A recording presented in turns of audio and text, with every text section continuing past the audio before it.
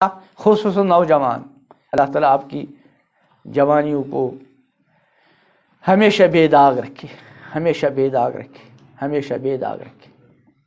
آپ کے پاس موقع ہے۔ ہماری زندگی کا سورج اب غروب کی طرف جا رہا ہے، اللہ بہتر جانتا ہے کتنا باقی ہے، لیکن ابھی آپ کی ماشاءاللہ جوانیاں ہیں۔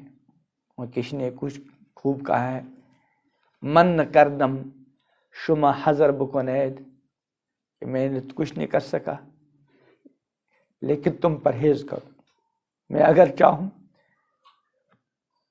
کہ میں اپنی جوانی کو اس طریقے سے گزاروں جس طریقے سے ایک ایمان والے نوجوان کے شایہ نشان ہے، میری تو جوانی گئی، میرے پاس ندامت اور شرمندگی کے سوا کچھ تو نہیں۔ میں اگر چاہوں کہ میری جوانی میں مجھ سے کوئی گناہ نہ ہو، جو ہوئے ہوں گے اب تو میرے بس میں نہیں نا، وہ تو گئی، لیکن آپ کی جوانیاں ماشاءاللہ ابھی برقرار ہے۔ حتی الامکان کوشش کیجیے کہ یہ جوانیاں بے داغ رہیں۔ بڑا خوش نصیب ہے وہ نوجوان بچہ، بڑی خوش نصیب ہے وہ نوجوان بچی جو اپنی جوانی کو داغدار ہونے سے بچانے میں کامیاب ہے۔ بڑے خوش نصیب ہے۔ میں ایک حدیث اکثر پیش کیا کرتا ہوں، روزے کے بارے میں ہے۔ امام الانبیاء حضرت محمد عربی صلی اللہ علیہ وسلم کا فرمان ہے۔ بھائی نماز کتنے بجے عشاء کی؟ 35 پہ۔ حدیث ہے، للصائم فرحتان، اور روزے دار کے لیے دو خوشیاں ہیں۔ ایک خوشی کب؟ عند فطری، جب کہ وہ افطاری کا وقت آ جائے، دن بھر کا بھوکا پیاسا روزے دار شام کو جو افطاری کا وقت آئے گا اپنے روزے پہ خوش ہوگا نہیں ہوگا؟ ہاں۔ اور فرحت عند لقاء ربہ، اور سب سے بڑی خوشی کب ہوگی اس کو؟ جب اپنے رب کے ساتھ ملاقات کرے۔ اللہ تعالیٰ ہم کو بھی وہ خوشیاں نصیب کرے۔ تو میں اس سے ایک بات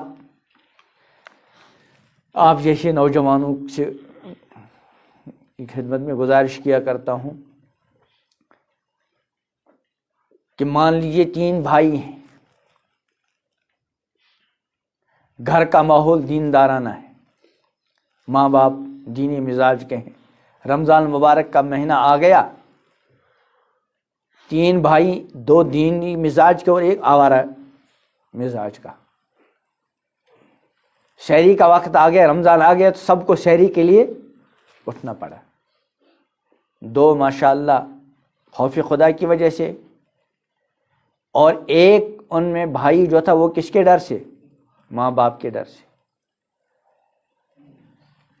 اب اس کے بعد جو ہے جن کو اپنے اپنے کام پہ گئے، وہ جو آوارہ قسم کا جوان تھا وہ چوری چھپے کھاتا رہا، اپنا روزہ اس نے توڑ دیا، لیکن اپنے آپ کو کیا ظاہر کرتا رہا؟ روزے دار۔ 2 بھائی اس کے تھے وہ روزے سے رہے،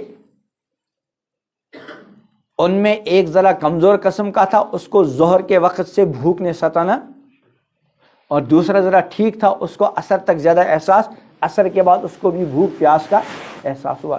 اتنے میں مغرب کا وقت آ گیا، دسترخوان بچ گیا، تینوں بھائی دسترخوان پر بیٹھ گئے، اذان ہوئی، تینوں نے افطاری شروع کر دی۔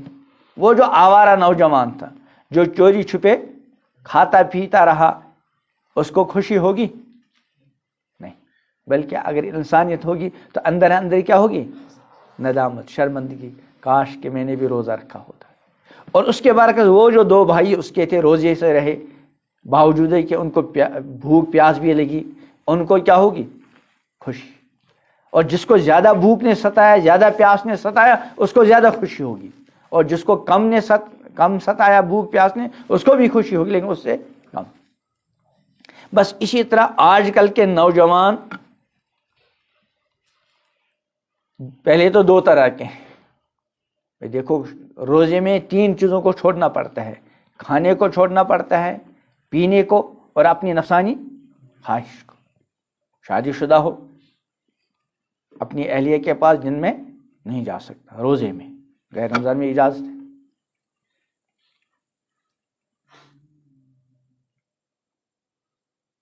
اب جب عید کا چاند نظر آ گیا تو جو شادی شدہ لوگ ہوتے ہیں ان پر سے تینوں پابندیاں اڑ گئی، لیکن جو غیر شادی شدہ ہیں ان پر ایک پابندی اب بھی ہے نا، اس کو میں اپنی زبان میں تعبیر کرتا ہوں گویا کہ ان غیر شادی شدہ نوجوانوں کا کیا ہے؟ روزہ ہے۔ اب ان میں بھی تین طرح کے ہیں، ایک وہ آوارہ، اللہ ہمارے بچوں کو آوارہ نہ بنائے، آوارہ بننے سے بچائے۔ ایک وہ جو آوارہ ہے، وہ اپنے روزے کا خیال نہیں رکھتا، بار بار اپنی جوانی کو داغدار بنا رہا ہے۔ اور ایک وہ نوجوان جس نے اپنے روزے کا کیا رکھا؟ خیال، لیکن خوش قسمتی سے اس کو ایسا ماحول مل گیا، اس کو اپنے روزے کو قائم رکھنے کے لیے زیادہ مجاہدہ کرنے کی ضرورت نہیں پڑی، ماحول ایسا تھا۔ اور دوسرا وہ نوجوان جس کو اپنے آپ کو بچانے اور اپنی جوانی کو بے داغ رکھنے کے لیے بڑی مشقت کا سامنا کرنا پڑا۔ اب اللہ تعالیٰ نے تینوں کے لیے وہ وقت لایا، ان کی شادیاں ہو گئی، حلال طیب بیوی آ گئی، بیٹی ہو تو اس کے لیے حلال طیب شوہر اللہ تعالیٰ نے بھیج دیا۔ اب گویا کہ ان کے لیے روزہ کھولنے کا کیا آ گیا؟ وقت آ گیا۔ وہ جو آوارہ نوجوان تھا جو اپنی جوانی کو بار بار داغدار بناتا رہا، اس کو اس حلال طیب بیوی کے ملنے پر، اور بیٹی ہو تو حلال طیب شوہر کے ملنے پر وہ خوشی نہیں ہوگی جو ہونی چاہیے تھی۔ اگر ہوئی بھی اس سے زیادہ ندامت شرمندگی ہوگی، کاش کہ میں نے اپنے روزے کو کیا رکھا ہوتا؟